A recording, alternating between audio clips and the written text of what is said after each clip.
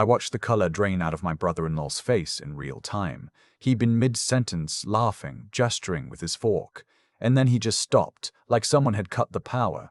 His wife grabbed his arm. My father-in-law set down his whiskey glass so carefully it didn't make a sound, and my wife, sitting directly across from me at that long dining room table, looked at me like she was seeing a stranger sit down in the body of the man she married. "Hablas español?" my mother-in-law whispered. I smiled and said in perfectly clear Castilian Spanish that I'd been wondering when someone was going to ask me that.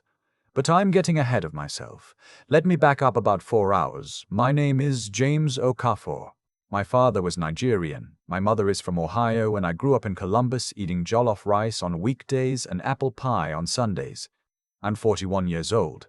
I spent 11 years as a contract attorney for a multinational pharmaceutical company, which meant I lived out of a suitcase for most of my 30s.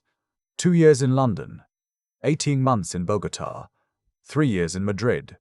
I speak English, Spanish, and enough Yoruba to make my grandmother laugh. I returned to the US in 2019, took a position at a mid-size firm in Austin, and by 2021, I had something that looked like a real life again. A condo in Travis Heights, a dog named Biscuit, and a woman named Lucia Varga, who made me feel like staying put was worth something. Lucia was Colombian-American, second generation, raised in San Antonio by parents who had built a landscaping business from a single truck into something with 12 employees and free contracts with the city. Her family was loud and warm and deeply Catholic, and had strong opinions about everything from the best pozzo to the correct way to load a dishwasher. I liked them immediately. Her mother, Esperanza, hugged me at the front door the first time I came to Sunday dinner. Her father, Rodrigo, shook my hand and said in English, "We've heard a lot about you." What I noticed, but never commented on, was that the family switched to Spanish when they thought they were saying something I didn't need to hear. It wasn't malicious at first. At least, I didn't think it was. It was just the easy shorthand of people who grew up bilingual, the code switching that happens naturally when you're comfortable. I understood every word, I just never said so. Here's the thing about not disclosing that you speak someone's language. It starts as an oversight and slowly becomes a choice. The first time Lucia's mother said something in Spanish that she clearly didn't intend for me to hear, something small, something about whether I made enough money to support her daughter properly. I could have spoken up. I didn't. I filed it away, told myself it was her prerogative to have private concerns, that I'd prove myself over time, that there was no reason to make it awkward. That was 3 years before the dinner I'm about to tell you about. By the fall of 2023, Lucia and I had been married for 14 months. We had a house in Buda, a suburb south of Austin, with a backyard big enough for Biscuit to run in circles until he collapsed. Our daughter, Sophia, was 9 months old, round-cheeked, serious-eyed, already trying to pull herself up on the coffee table. I was genuinely happy. That's important to say, because what happened next didn't feel like a plot twist I should have seen coming. It felt like a building I'd been living in suddenly revealing that it had no foundation. The dinner was at Rodrigo and Esperanza's house in San Antonio, a Saturday in October. Lucia's brother Alejandro and his wife Pilar were there, her cousin Marisol, her uncle Hector, who visited from Medellin twice a year, and who I'd always found slightly too interested in the particulars of my salary and our mortgage, and a man I'd never met before, introduced to me as an old family friend named Ernesto. Ernesto was maybe 55, silver-haired, expensively dressed, a handshake that lasted a beat too long. He looked at me the way certain men look at things they've already decided don't belong in the room. We sat down to eat around 7. Rodrigo poured wine. Esperanza brought out tamales and carnitas. The food was extraordinary, like it always was. For the first hour, everything was fine. English and Spanish wove in and out of conversation the way they always did at these dinners. I smiled and nodded at the Spanish parts, played the good son-in-law who was still learning the language, who appreciated the culture even if he couldn't always follow along. I was good at the role by that point. 3 years of practice. Then Sophia started fussing, and Lucia took her to a back bedroom to nurse. And the moment she left the table, something shifted. It started small. Ernesto leaned toward Rodrigo and said in Spanish, "So he really doesn't speak any?" Rodrigo glanced at me, then back at Ernesto. Nothing. We've tested him. Completely blank. I reached for the salsa. Good, Ernesto said. Then we can speak freely. I took a bite of carnitas. What followed was 23 minutes of conversation I was never supposed to understand. I know the exact length, because I'd glanced at my watch when Lucia left the table, and I checked it again when she came back. Here is what I learned in those 23 minutes. Rodrigo and Hector had been running a secondary cash operation out of the landscaping business for at least 4 years. Contracts paid under the table. Workers paid off-book. The kind of arrangement that works fine until it doesn't. Ernesto was their accountant and apparently their legal problem solver. There was a situation. I gathered from context that it involved a former employee who was threatening to go to the IRS, and they were discussing what to do about it. Not in vague terms, in specific ones. I sat there eating my tamale, listening, keeping my expression pleasantly neutral, and then the conversation turned to me. The problem is the house, Rodrigo said in Spanish. It's in both their names. If there's an investigation, they'll look at everything connected to the family. Would he cooperate? Ernesto asked, nodding in my direction without looking at me. He does whatever Lucia says, Alejandro replied. He said it with a kind of contempt that landed somewhere in the center of my chest. He's not going to make trouble. The house needs to be in her name only, Hector said. Have Lucia handle it. Tell her it's for tax purposes.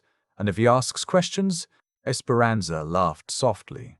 And I want to say clearly that sound, her laughing, was the thing that moved something in me from stunned to furious. He won't, she said in Spanish. He's very eager to be part of this family. He'll sign whatever she puts in front of him. I looked down at my plate.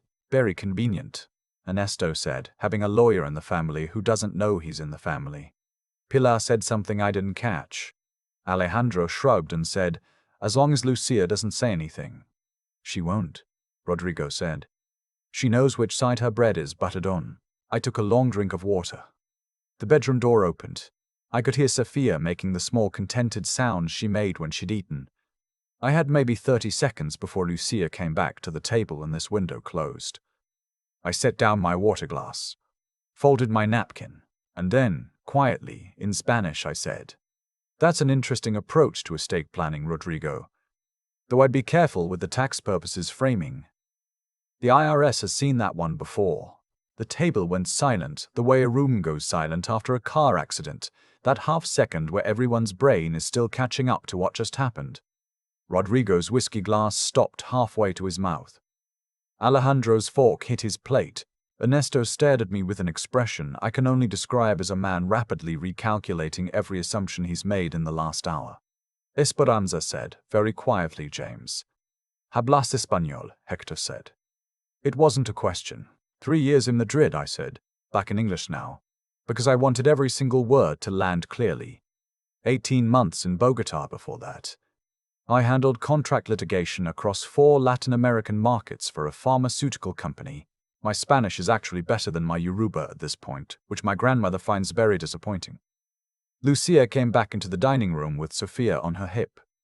She looked around the table and went very still. "What's happening?" Nobody answered her. They were all looking at me.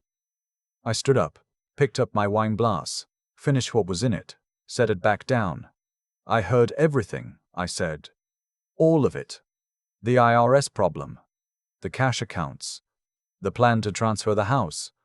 The part about me signing whatever gets put in front of me because I'm eager to be part of this family." I looked at Rodrigo. "You built a good business. I've always respected that. I'm sorry this is where it ended up." Then I looked at my wife.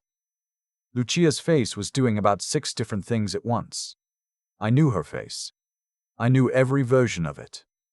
This was the version I'd never seen before. "Did you know?" I asked. She didn't answer right away. That pause was its own answer. I carried my plate to the kitchen because I was raised to clear my dishes, and then I got my jacket from the coat rack by the door and I walked out. I sat in my truck in their driveway for about 10 minutes. Budo was 45 minutes north. I didn't want to drive 45 minutes in that condition. I pulled out of the driveway and went to a gas station 2 blocks away and bought a coffee I didn't drink, and sat in the parking lot trying to figure out what exactly had just happened to my life. Lucia called 4 times. I didn't answer. On the 5th call, I picked up. She said, "Just let me explain." I said, "Did you know about the cash accounts?" Silence. "Did you know about the plan with the house?" More silence. Lucia. "I didn't know all of it," she said finally. "I knew something was wrong. I didn't know the details. The details are that your father runs an off-book operation, and your family was planning to use me, my name, my signature, as a firewall against a federal investigation. And you knew something was wrong." "James Sophia is with you tonight," I said. "I'm going home. I need you to not come home tonight." She said my name again. I ended the call. The drive back to Buda was one of the longest 45 minutes of my life. I went straight to Biscuit, sat down on the kitchen floor in my dress shirt, with my dog leaning against my leg, and I just stayed there for a while. Sometimes that's the only thing to do. Around midnight, I started making calls. First, my college roommate, Victor, who was now a partner at a family law firm in Houston. I got his voicemail. I said, "I need a referral for the best family law attorney in Austin. Divorce and asset protection. Not you. You're too close. Call me when you get this." Second, my older sister, Adaza, in Columbus. She answered on the second ring because she's always been the kind of person who answers the phone. I told her what happened. She was quiet for a long time. Then she said, "Do you want me to come down?" I said, "Do you want me to come down?" I said, "Not yet." She said, "You call me the second that changes." Third, my firm's ethics line. Anonymous. I explained the general shape of what I'd heard, a client-adjacent situation involving potential financial crimes, and asked for guidance on my disclosure obligations as a licensed attorney who was also a family member. The person I spoke with said they'd connect me with the firm's general counsel in the morning.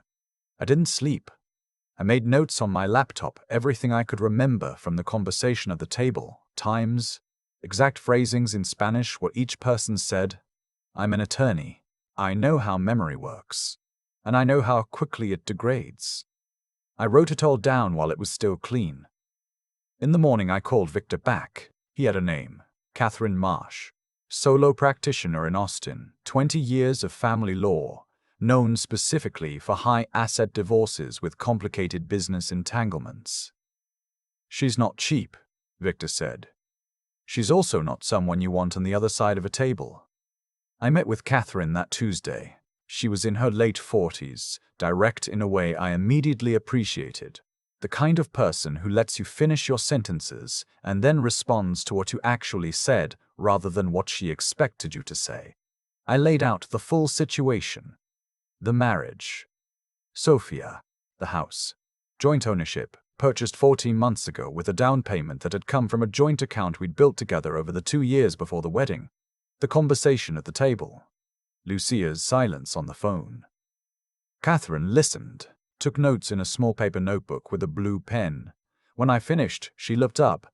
"Do you want the marriage or do you want out?" I told her I didn't know yet. "Fair," she said. "Then here's what we do right now, regardless of that answer. We protect you. We document the asset situation.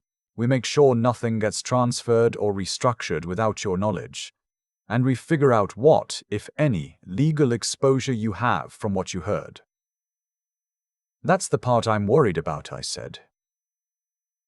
"You're an officer of the court. You heard something. You didn't participate in it. That's a very different position than you might think. Let's talk through it carefully." We spent 90 minutes in that office. When I left, I had a plan and a retainer agreement, and something that felt like a ledge to stand on in the middle of a freefall. The next 2 weeks was surreal. Lucia and I were living in the same house but occupying different rooms of it, physically and otherwise. She tried to have the conversation several times. I wasn't ready to have it. Sophia helped, in the way that babies help. She needed feeding and bath time and the small rituals of care that anchor you to the present when your head is trying to pull you somewhere else. I changed diapers at 2 a.m. I made oatmeal in the morning. I read Goodnight Moon every night because that was the book that made her settle, and whatever else was happening, that wasn't changing. Catherine filed the protective motion on the house within the week. a legal hold preventing any transfer or refinancing without both parties' consent and court approval. Rodrigo's attorney contacted her 2 days later. Catherine said she'd expected that. "They know you know," she told me. "Now we see what they do with that." What they did was attempt to negotiate, through attorneys, at first. An offer: Lucia would retain primary custody of Sophia, with generous visitation for me. I would receive a buyout of my equity in the house, and in exchange, certain matters would remain private. I read that offer letter 3 times. Then I forwarded it to Catherine and typed, "No."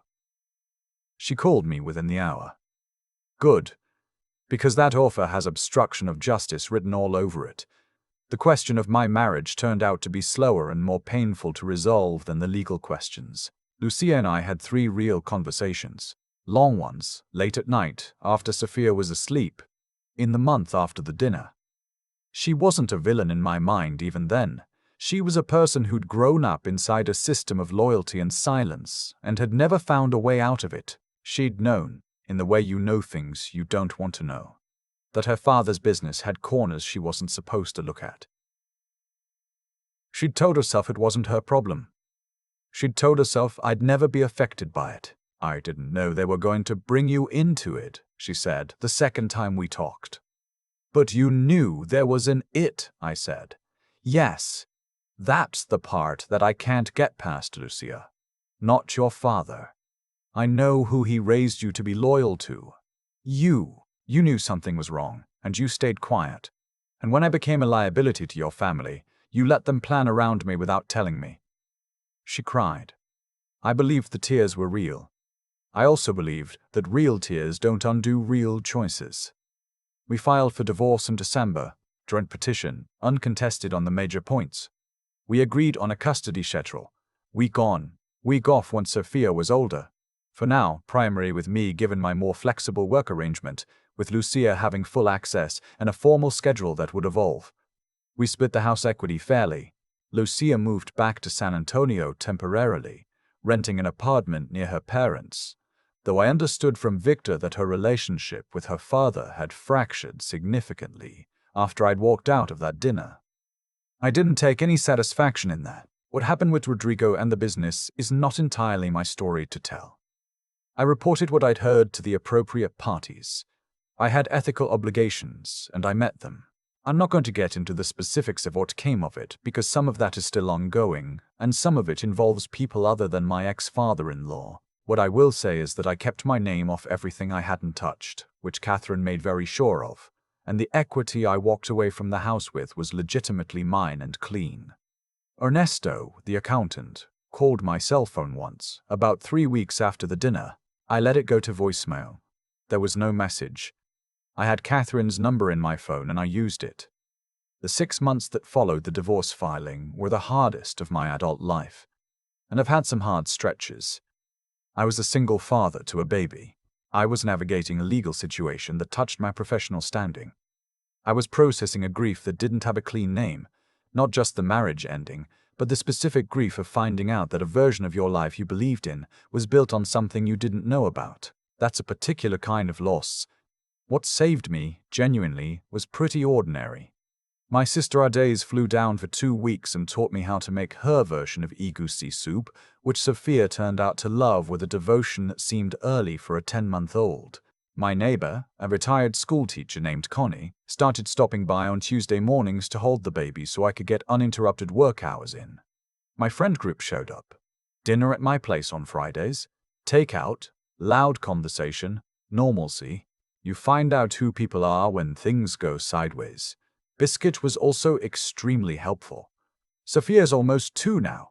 She's been walking since 8 months, which her pediatrician says isn't unusual but which still amazes me every time I watch her. She toddles around the house with tremendous purpose, picking things up and putting them down in new places, building a geography of her world that only she fully understands. She says when she sees me and know with an authority that makes adults laugh in surprise. She's going to be formidable. Lucia and I are what I would call carefully cordial. We communicate through a co-parenting app most of the time, which sounds cold but is actually genuinely useful. There's a record of everything, no misremembered conversations, no one saying I never said that. When we see each other at pickup, she's polite and I'm polite, and sometimes Sophia makes us both laugh at the same time without meaning to. And in those moments, I'm aware of both the warmth that used to be there and the distance that's there now. I think about the dinner sometimes, not with anger anymore. Anger has a shelf life, and I've run out of it. Mostly I think about the specific moment when I understood what was being planned and chose to keep listening instead of speaking. Not because I was plotting anything. I wasn't. I was just trying to understand the full shape of what was happening before I reacted to it. That choice turned out to matter. By the time I stood up and spoke, I knew enough to protect myself. I knew enough to walk out without tipping them off to what I'd be doing next. I knew enough to call the right people before anyone else could get ahead of it. I spent years learning Spanish for work. Hours in offices and conference rooms and over dinners just like that one in Madrid and Bogota, learning how to listen in a language that wasn't my first. I never imagined the thing I'd need, that skill for most urgently, was a dining room table in San Antonio with my in-laws and a family accountant who thought I was invisible. Being underestimated is an advantage. I've told Sophia this even though she doesn't understand it yet. I tell her in English, and I tell her in Yoruba, and I've started telling her in Spanish, which she thinks is a game we're playing. She's not wrong. It is a kind of game. Learning to hear what's being said in the room you're standing in. I'm dating again. Slowly. Cautiously. My therapist says cautiously is appropriate and that I shouldn't apologize for it. I'm not apologizing. I just want to be someone who trusts carefully because I've thought about it, not someone who trusts blindly or doesn't trust at all. Those aren't the only two options. What I want anyone going through something like this to know is a few things. The first is that documentation is everything. I know people say that, but I mean it specifically. Write down what you witnessed while you can still hear the exact words in your head. Dates, times, who said what. Not for revenge. For truth. Because your memory will get blurry and the other side's lawyers will bet on that. The second is that your professional obligations are still your obligations. I'm an attorney and I had to report what I heard. That wasn't easy, and it wasn't comfortable. And it had consequences I'm still navigating. But I'm still licensed and I'm still standing. And that is directly because I handled it correctly. The third is that love for a person and accountability for that person's choices are not mutually exclusive. I loved Lucia. I still care about what happens to her, genuinely. That doesn't mean she gets to be unaccountable for what she knew and what she allowed. You can hold both things. And the fourth is that you know your own house. You know your own life, your own finances, your own paperwork. You know whose name is on what and why. If someone is asking you to change something for tax purposes or for any reason that doesn't quite make sense to you, stop. Ask a professional you chose, not one someone else handed you. That advice could have saved several people I know a significant amount of grief. Sophia's starting to fuss in the next room. She woke up early from her nap, teeth coming in, her pediatrician thinks, and she wants me. That's my cue.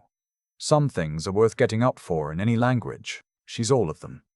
I've thought a lot about what it actually costs to be underestimated, not the insult of it. I got over that quickly enough. But the real cost, to the people doing it. Rodrigo sat at his own dinner table and looked at me and saw exactly what he wanted to see. A man too eager to belong, too polite to push back, too outside the circle to understand what was being said around him. He built a plan on that assumption. His wife laughed at it. His son-in-law nodded along.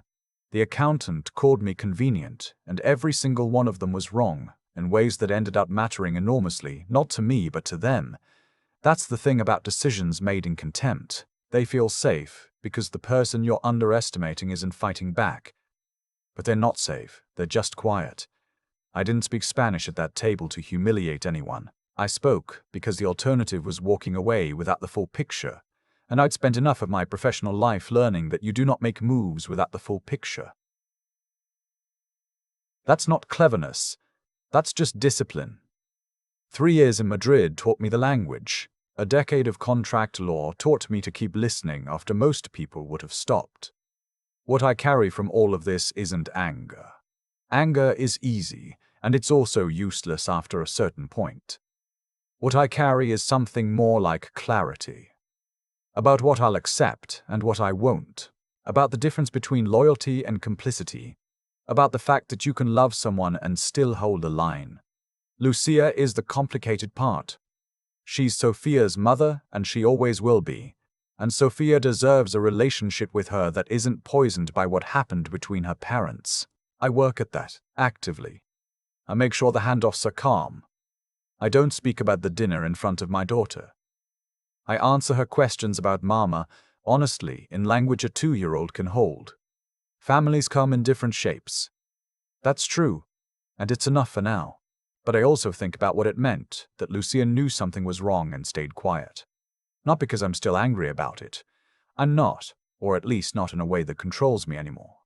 But because it's the part that taught me the most. Silence in the face of something wrong isn't neutral. It's a choice with a direction. It protects whoever benefits from the quiet. In that house, in that family, the quiet protected Rodrigo. It didn't protect me, and ultimately, it didn't protect Lucia either. There's a cause and an effect to all of this. The Vargas family built something on assumptions that I wouldn't notice, that I wouldn't understand, that I wouldn't act. Those assumptions had consequences, not punishment handed down from somewhere external, just the natural result of building a plan on a foundation that wasn't solid. When I spoke Spanish at that table, I didn't destroy anything. I just showed them that what they built was already unstable.